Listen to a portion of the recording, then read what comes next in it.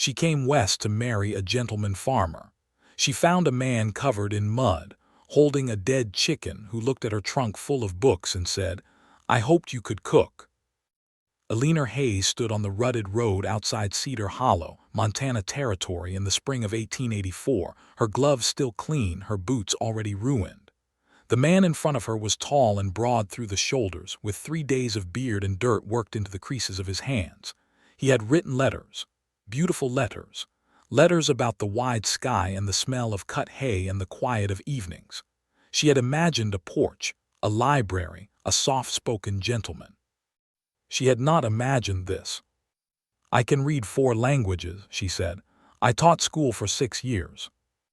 He looked at her trunk again. "Can any of those languages bake bread?" She almost turned around and walked back to the train. But the train was already gone, a thin line of smoke fatting over the eastern hills. And neither of them understood in that moment that the person standing across from them would be the one who finally saw them whole. Eleanor was 28, which in Boston had made her a spinster, a word her aunts wore like a brooch when they introduced her. She was slim and straight-backed, with dark hair she pinned too tightly and gray eyes that missed nothing. She had been the kind of girl who corrected the schoolmaster and was punished for it, and the kind of woman who kept correcting people anyway. Her strength was her mind. She could calculate a column of figures faster than the bank clerk, recite poetry for an hour without repeating herself, and argue a point until the other person forgot what they had believed. People called her sharp. They rarely meant it kindly. Her wound was older and quieter.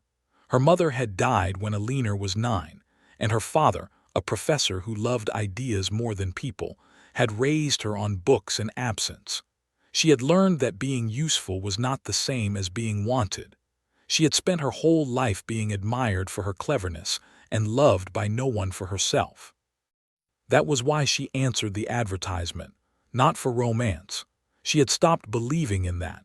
She answered it because in Boston she was a curiosity, a clever woman with no place, and out west, she thought, perhaps a person could simply begin again. Perhaps usefulness might at last become belonging. Her hidden fear was that she would arrive somewhere new and discover the problem had never been the place. The problem was her, that wherever she went, she would always be the woman people were glad to know and quietly relieved to leave. So she had packed her books and her courage and very little else, and she had come to marry a stranger who promised quiet. Caleb Mercer was 34, and he had not written those letters to charm anyone. He had written them because they were true, and because in the writing of them he had felt, for the first time in 2 years, something other than the weight on his chest. He was a big man, slow to speak and slower to trust, with sun-darkened skin and pale eyes that seemed always to be looking at something just past you. He had hands that could gentle a frightened horse or split a winter's worth of wood, and he had built his farm with those hands from nothing but a quarter section of grass and a stubbornness that bordered on grief. His strength was endurance. He could outwork any 2 men in the valley, and he had, for years, because work was the only thing that emptied his mind enough to let him sleep. His wound had a name, Sarah, his wife of 4 years, dead in childbirth on a January night when the snow came down so thick the doctor's wagon never made it past the river crossing. The child had died too. Caleb had buried them both under the cottonwood behind the house, and he had not spoken either name aloud since. He had not wanted another wife. His neighbor's wife, Martha Doyle, had pressed him into the advertisement. "A farm needs a woman," she'd said. "A man can't run a house and 100 acres alone." So he had agreed, the way a man agrees to take medicine expecting it to be bitter, expecting it to help, expecting nothing more. His hidden fear was not loneliness. He had made peace with loneliness. His fear was that he might come to care for someone again and then watch the prairie take her too. He had decided it was safer to want nothing.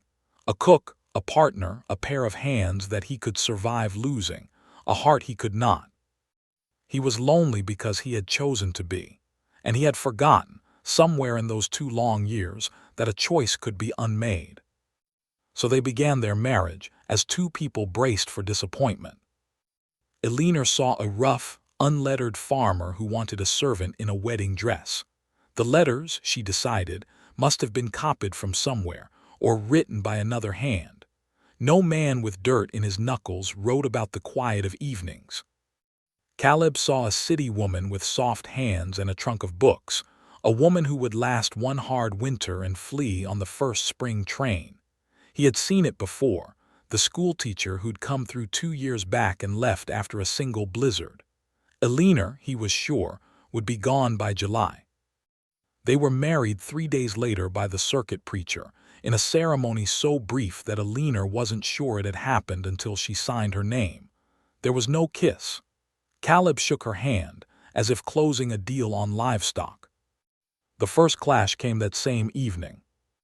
Eleanor, determined to prove she was not useless, decided to make supper. She had watched her families cook 100 times. How hard could it be? She built the fire too hot, scorched the beans, burned her wrist on the iron handle, and filled the cabin with smoke. When Caleb came in from the barn, the table held a plate of black, ruined food and a woman who would not meet his eyes. He looked at it a long moment. Then he said, not unkindly but flatly, "I told you I needed someone who could cook." It was the wrong thing to say to Eleanor Hayes. "And I told you," she said, her voice shaking with anger and humiliation, "that I taught school for 6 years. I did not come 2,000 miles to be told I am worth less than a pot of beans." "Out here," he said, "beans keep you alive, Latin doesn't." "Out here," she shot back, "you married a stranger because you were too proud to admit you were lonely. So don't lecture me about what keeps a person alive." The silence after that was enormous. Caleb set down his hat. For the first time he really looked at her, not at her soft hands or her ruined supper, but at her face, at the fury in it that was so clearly covering something that hurt. He did not have words for what he saw, but it unsettled him. He ate the burned beans without another word, every bite, and when he finished he said only, "I'll show you the stove tomorrow, there's a trick to the damper." Then he went out to the barn and slept in the hayloft, and Eleanor lay awake in the cabin certain she had made the greatest mistake of her life. But something had shifted, small as a seed. The next morning, true to his word, Caleb showed her the stove.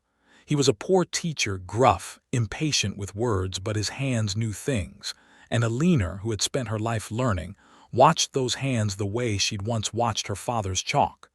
By the end of the week, her bread was edible. By the end of the month, it was good. And in watching him, she began to notice things. She noticed that the man who could not say 2 soft words to her would stand for an hour in the freezing dawn, talking low and gentle to a mare in a difficult foaling, until the colt slid free into the straw and stood on shaking legs. She noticed that he saved the cracked, unsellable eggs for the widow Prout down the road, and never mentioned it. She noticed that the cabin shelves, which she had assumed were bare of any culture, held a single worn book, a volume of poetry, its spine broken at one particular page. She opened it one afternoon while he was in the fields. The page was a poem about a man planting trees he would never live to see grown. In the margin, in a cramped, careful hand, someone had written, "For the ones who come after." She understood then where the letters had come from. He had written them, every word. This rough, silent man held an ocean inside him and had no way to let it out except onto a page he thought no one would ever read. She closed the book gently and said nothing, but she began to set 2 cups of coffee on the table each morning instead of 1. Caleb, for his part, was noticing things too. He noticed that the woman he'd expected to flee did not flee. When the late frost killed half the seedlings, she did not weep. She went into town, traded a Latin grammar to the storekeeper's ambitious son for replacement seed, and replanted the rows herself, her soft hands blistering and then hardening.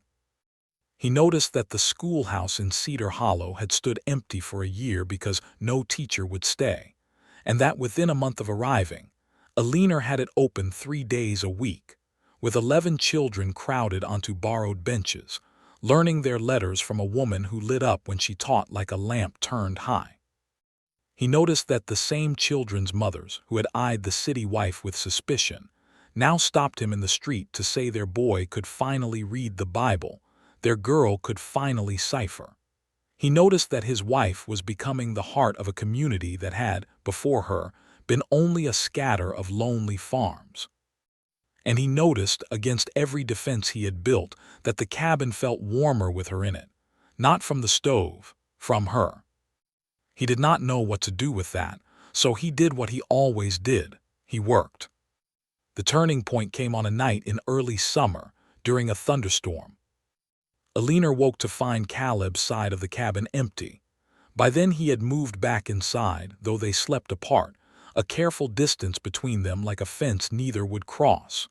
She found him outside in the rain, standing under the cottonwood tree, soaked through, his head bowed. She almost went back inside. It was not her place, but the rain was cold and he was not moving, and so she took a lantern and went to him. That was when she saw the 2 graves. She had not known, he had never spoken of them.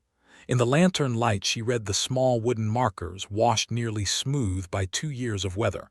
Sarah Mercer, infant son, the same date on both. Caleb did not look at her. When he finally spoke, his voice was a thing breaking. Storm like this took them. Doctor couldn't get through. I held her hand and I couldn't. He stopped. 2 years. I haven't said her name out loud in 2 years. Couldn't. Felt like if I said it, I'd have to know it was real. Alina did not give him advice. She did not tell him it would be all right.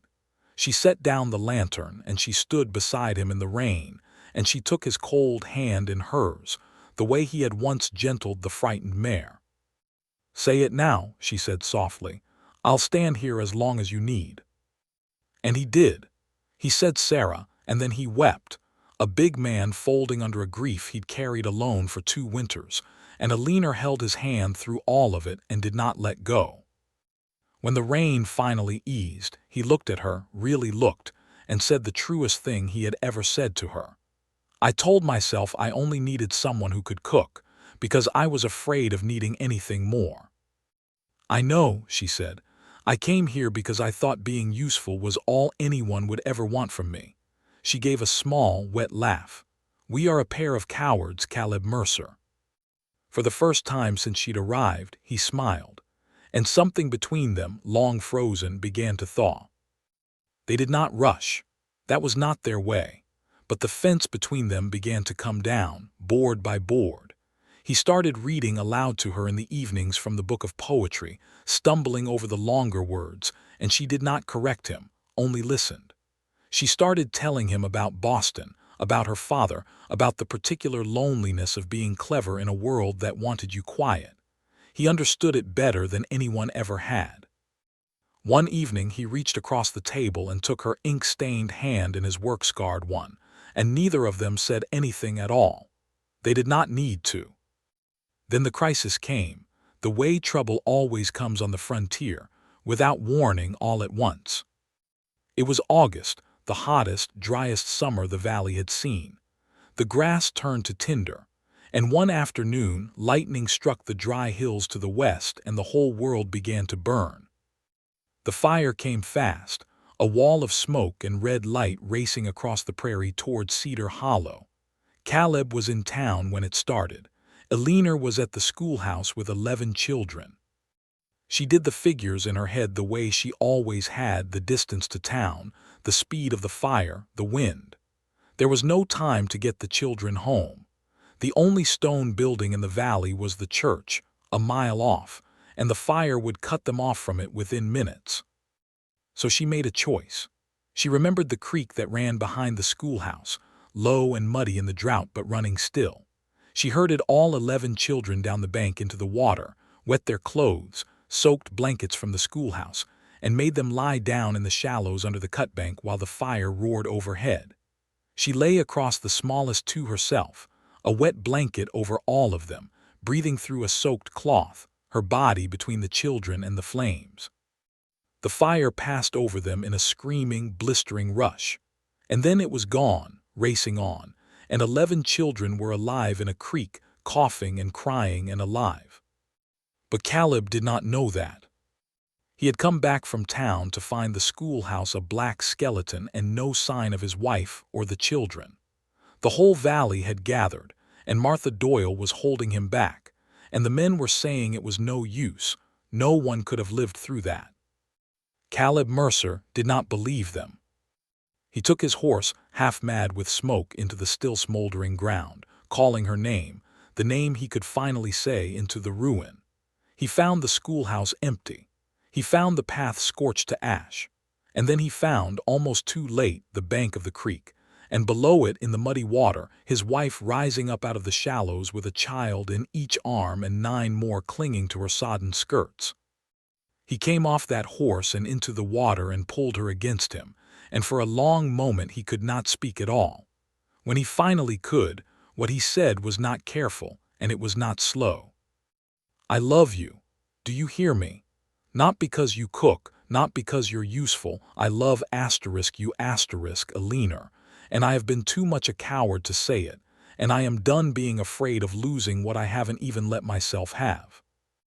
Alina, filthy and burned and exhausted, looked up at the man she'd once dismissed as a rough, unlettered farmer, and she began to laugh, the helpless, joyful laughter of someone who has survived.